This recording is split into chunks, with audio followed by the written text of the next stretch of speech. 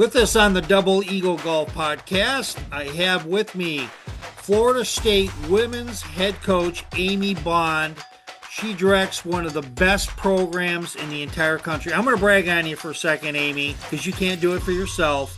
2017 ACC Coach of the Year, 17 straight NCAA championship appearances. That might be old and dated, I don't know, but it's on your profile, so there, okay?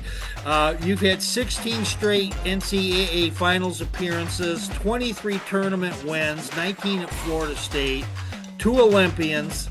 I can go on and on with this, but multiple LPGA players, and you know the game, Amy, and I had to brag on you. And when we're talking about team previews for the 2025-26 season, we have to start with Florida State. I appreciate that. A lot of my accolades, I've been surrounded by not only a great group of players, but also some great assistant coaches and coaches around me that have helped me kind of learn the game. So we are very blessed here at Florida State, and I'm excited to kick off yet another season of college golf. Yeah, to me, I hate seeing the summer end. I really do. But there's 2 great things about fall. Well, there's 3. There's cider, but there's college football and college golf, and the men and women are kicking it off. They're already starting to report back to college. Your team's coming back. The only thing you're missing this year are 2 seniors. I don't think you have any seniors this year. I was looking, it's all freshmen, sophomores, and juniors. We're going to talk about a couple of players that left this year in just a moment, but what has you so stoked about this year? Yeah, I mean, actually, our oldest player is a sophomore. So we're going to be very young, but it's a young group of fun players who want to get better. So, when you have youth come in, they're so much more vibrant and fun to be around. So we're pretty excited about this group. I'm sure there'll be growing pains with only having freshmen and sophomores, but the great thing is the future is very bright. So it's exciting. They're ready to go, and every year is different. So the expectation is high. Yeah. Now, you do not rebuild, you reload, basically. And one of the things everybody out there, including potential recruits or anybody out there, write in your email address. It has what? Recruiter at FSU.com. I Yeah. shouldn't really give that out, although it is public, it's in the public domain. But that is you. That's your identity. You're always looking to reload. And what does it take to play at Florida State? And how do student athletes get a hold of you, or do you get a hold of them? The biggest thing is how do you get recruited? Your golf scores don't lie. Great golf will bring coaches in. It's inevitable. If you start playing really good, coaches will show up. I think the other thing we look at is attitude. Attitude's a big thing, attitude and work ethic. I don't care if you're the #1 ranked amateur in the world, if you're throwing clubs and yelling and screaming, coaches are probably going to walk away. So having a good attitude and understanding that golf is a game and it should be played and have fun at it, but also be willing to work hard.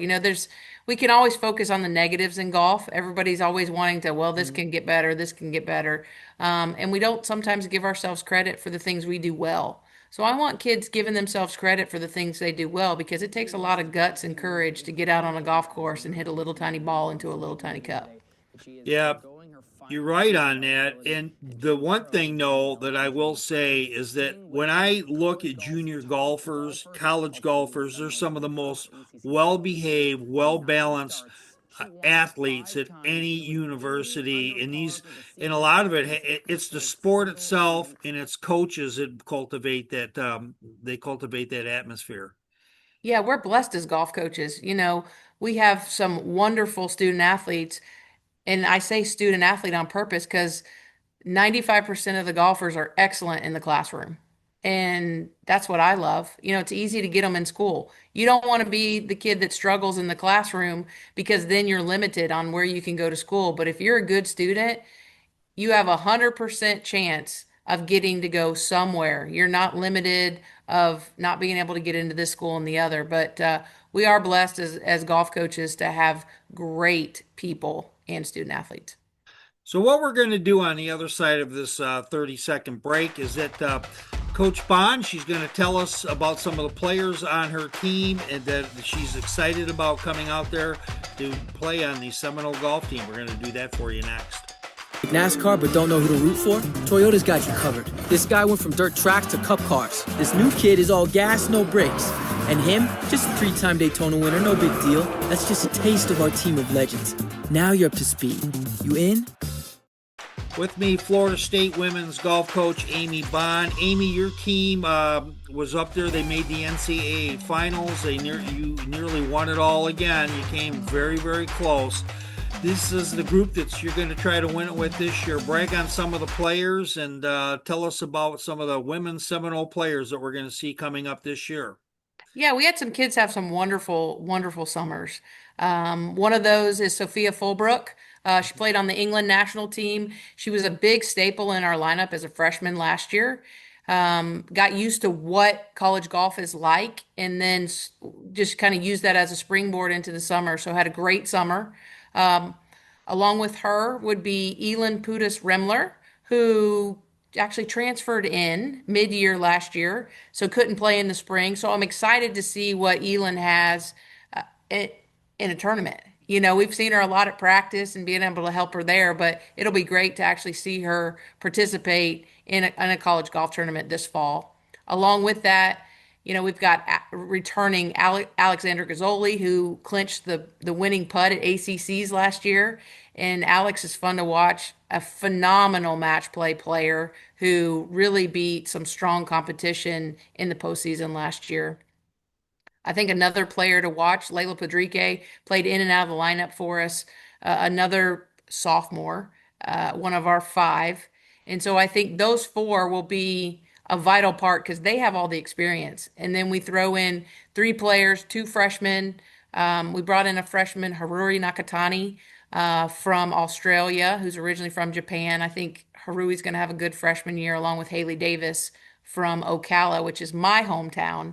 So I'm Yes. excited to have a local kid up here in Tallahassee. And then one final sophomore, Freya Russell, who also had a pretty good summer playing out of Scotland. So we've got 7 playing for 5 spots.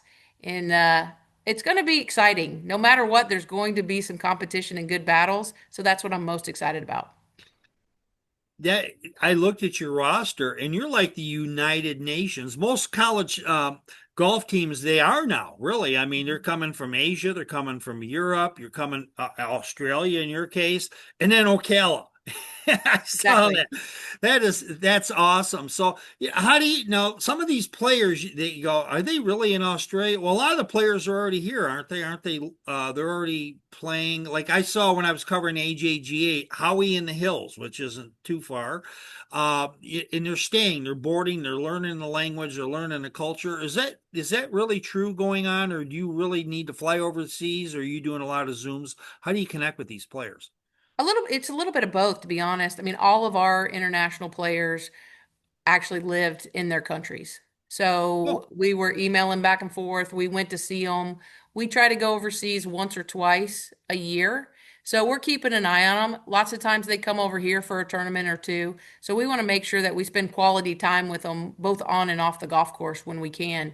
The main way that we find most players is golf scores, watching tournaments. The other mhm. thing would be word of mouth. You know, people, alums, parents, friends, other coaches saying, "Hey, come take a peek at this girl. We think she's really got some promise." So Uh-huh. we use any and all forms of information to find out about players. Yeah. And like I said, the golf score is the biggest thing. If kids start to play well, there's going to be a lot of coaches that show up week in and week out. Yeah, I know that with Junior Golf Scoreboard, AJGA, and even the USGA events, that more and more student athletes are getting televised or having documented scores. And then in the women's college coaching community and the scouts and all that, I imagine it's a small, very well connected community. So you hear about players when they're playing very well, right? Oh yeah, for sure. I mean, college golf is not that big. Our reach is big, but we're all friends. You know, us coaches are friends off the golf course. We're Sure. competitors on and we're friends off. So lots of times it's word of mouth. We'll get calls saying, hey, do you have any players that maybe came through an email, sent you an email that don't have room for? We'll take them. So it's as easy as that. Or, hey, I don't have room. Let's find you more places to go to. So we really do work together as a coaches group to try to find a good fit for all players, Yeah. regardless of where they are experience wise. It would seem, I guess, as a final comment, and let you comment off this, it would seem like with the limit of nine now, with the NIL and the NCAA coming to an agreement on how many players that you have, some of these players have slipped through the cracks instead of them not having a place to play after they played so hard. It sounds like you're working to help them because Amy, something tells me you can coach these women up. Well, it's fun, but yeah, that's the big thing. You're not going to be able to maybe take risks on kids anymore with a roster limit of 9. So there may be some kids out there that fall between the cracks, but we do ultimately want to find every kid a home to play in. The biggest thing that players need to look for, they need to look to see if they can actually play at the school. There's nothing worse than going to school and watching the bus leave or the airplane leave every week. So if you can find a place where maybe your first year you don't get in the lineup, but you can get in there the second year, you're probably in the right spot. But if you don't feel like if your stroke average is 80 and the fifth player on the team is shooting 74, it's going to be a long time before you get in that lineup. So go someplace where you can play and enjoy it. Because I tell you what, I just got our first conference championship, but there are kids that are playing at other universities who have 4 on their fingers. So it's all about playing, getting in the lineup, and getting your golf game better. All right, let's change topics. We have a couple more. I want to talk briefly about Mirabel, Ting, and Lottie Woad, who obviously fantastic players, two all-timers at Florida State.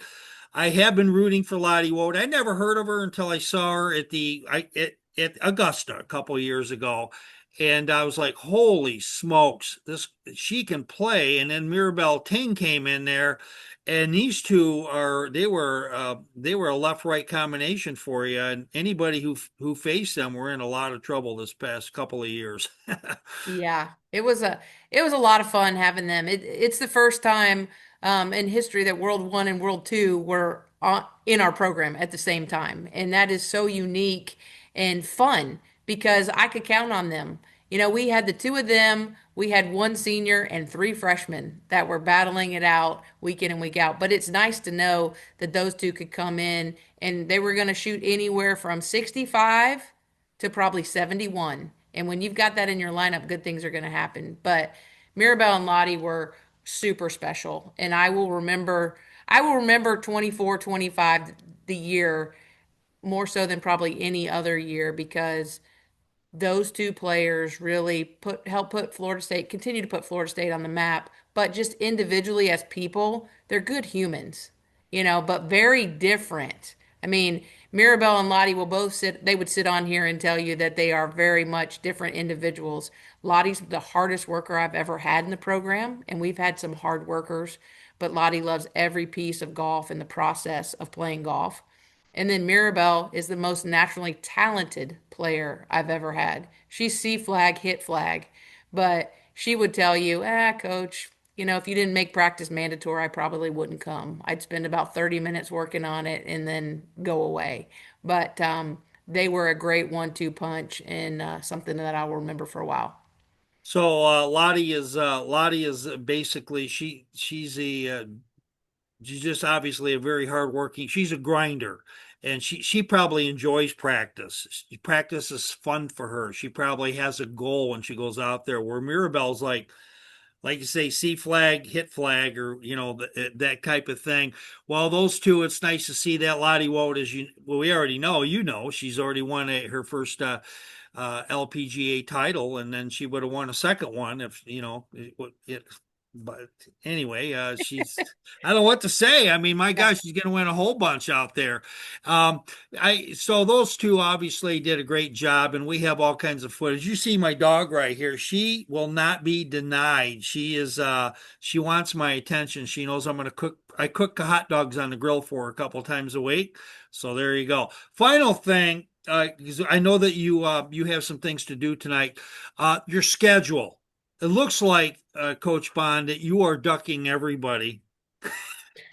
I said that as something funny. You start right off playing in the Folds of Honor in one of the great college tournaments in the country. It's funny, like 4 or 5 years ago, it started with men and an idea, and then it turned into the Golf Channel got there.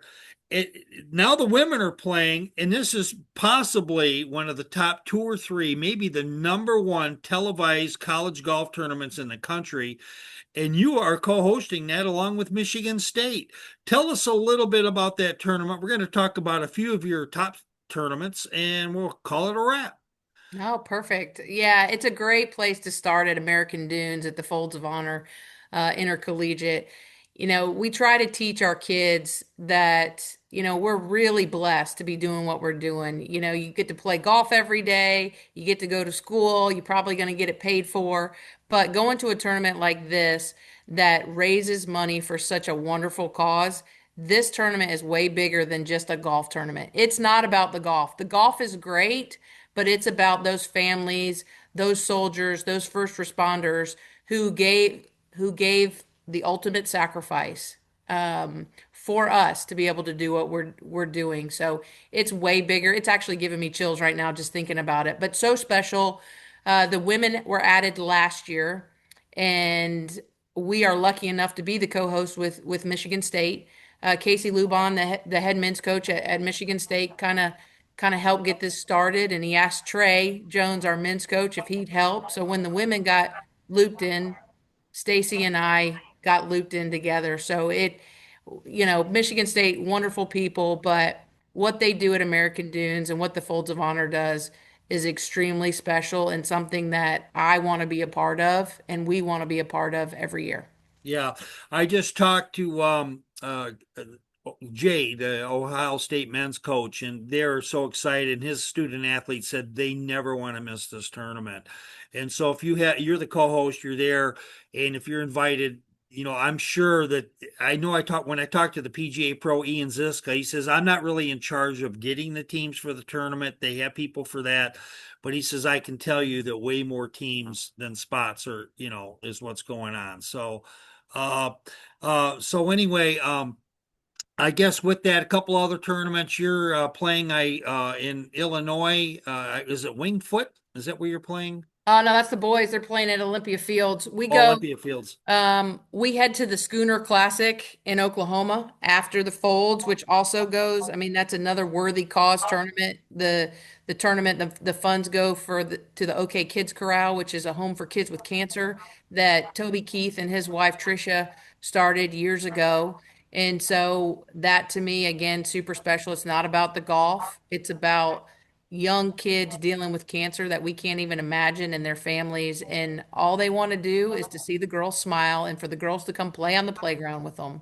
Yeah. So two great starts. And then we head to Texas for the Jim West Challenge. And then we end this fall at the East Lake Cup, which is truly special. We've worked hard for a long time to get in that Final Four at the national championship and get an invitation to the East Lake Cup.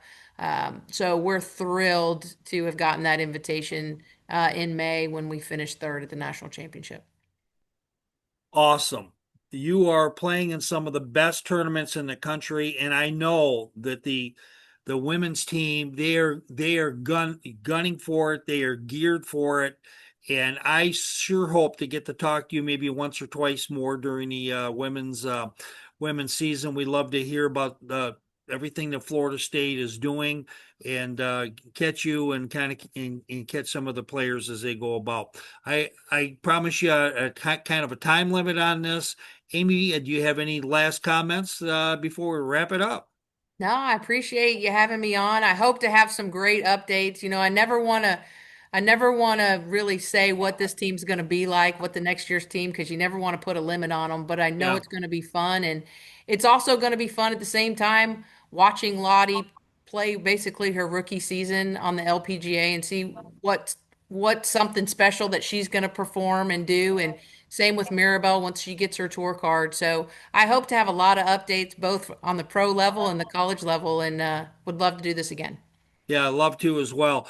All right, everybody, Coach Bond, Florida State women's golf, one of the top coaches in the country. Went on the short list for sure. Her and her players every year. Florida State is a team to be reckoned with, everyone. Thank you, Coach Bond. Thank you, and go Noles.